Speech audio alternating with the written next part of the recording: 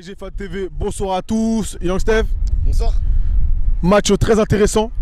J'ai forcément envie de parler de Kylian Mbappé. 2 buts, une passe D. Donc voilà, il montre aussi qu'il faudra compter sur lui pour passer ce prochain tour. Intéressant, je ne sais pas si on peut dire ça parce que quand même pendant 70 minutes, on était à 1-0, un peu ça ressemblait au minimum syndical de la part de nos joueurs. Ça manquait pas mal de rythme, pas mal de... L'animation offensive, elle n'était pas grandiose. Après, tu m'envoies sur Kylian Mbappé que je trouve il a fait un super match cet après-midi.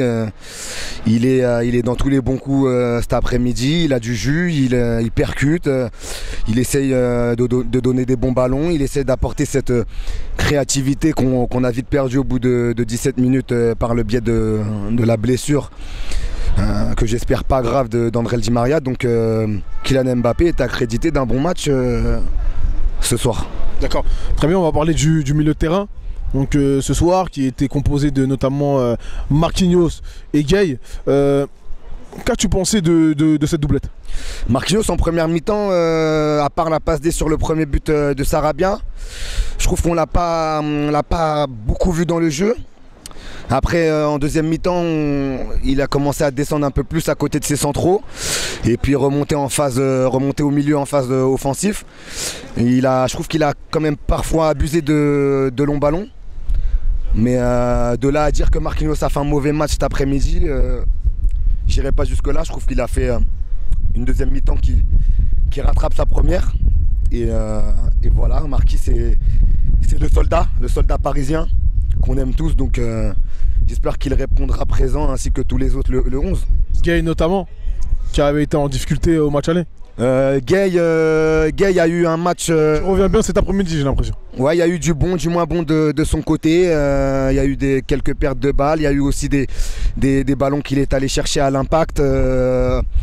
Par moments, je trouve, après c'est mon humble opinion, je trouve que ça manque un peu de verticalité, ça manque un peu de spontanéité dans son jeu, comme s'il était vraiment aujourd'hui estampillé PSG, c'est-à-dire jeu de possession. Mais voilà, c'est... de là à dire lui aussi qu'il a fait un mauvais match, j'irai pas jusque-là. On va dire que les mecs ont été dans la moyenne. Dans l'ensemble, le 11 de départ a été dans la moyenne. Hein. Di Maria, on ne pourra pas vraiment le noter si on devait le noter, mais tout le monde a un minimum 5 sur 10. Et encore Kerrer, je ne sais pas s'il a 5 sur 10, mais tout le reste a minimum 5 sur 10 là, cet après-midi. D'accord, bah, très bien que tu parles de Kerrer, mais j'allais parler de l'autre latéral, notamment Bernat qui revient bien et ça fait du bien. Voilà, comment as-tu vu sa performance ce soir? Juanito, il a été au rendez-vous. Il a pas mal animé son couloir. Commence à retrouver des jambes lui aussi. Donc j'espère que contre Dortmund, on a tous ce match en tête, hein, on a tous le 11 en tête.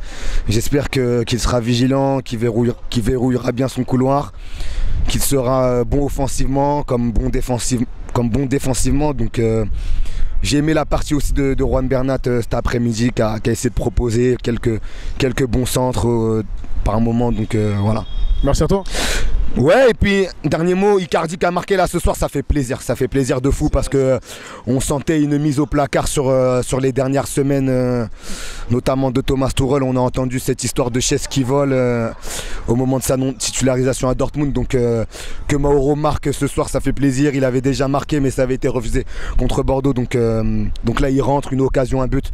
Voilà, Grande Mauro est toujours dans le coup et je pense qu'il faudra compter sur lui sur ces 3 derniers mois. Donc voilà. Bonne soirée à vous et à mercredi contre Lyon. Merci à toi. Yes.